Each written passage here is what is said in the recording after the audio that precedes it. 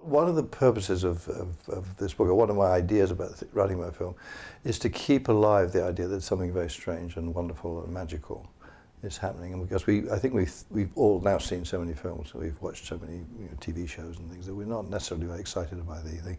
And so one of the ways of keeping this alive for me is I never fail to be surprised when I just think about the technology. I mean, it is the fact that no technology has ever produced such a complete and convincing image of movement.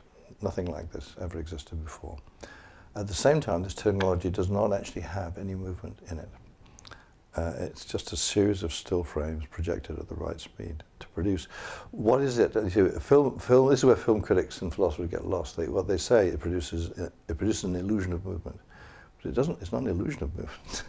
It is movement. It is movement produced by things that don't move.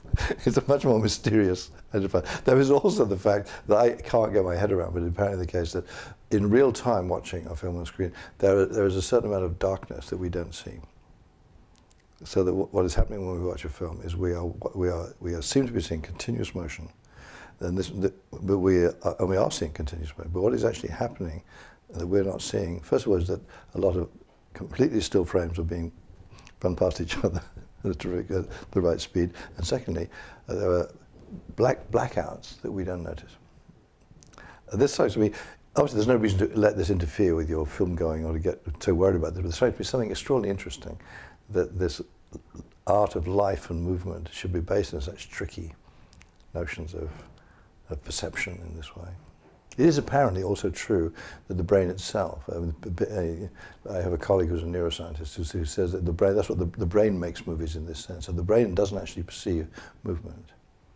The brain perceives it, gets a whole lot of still shots just like a movie and makes them look like movement.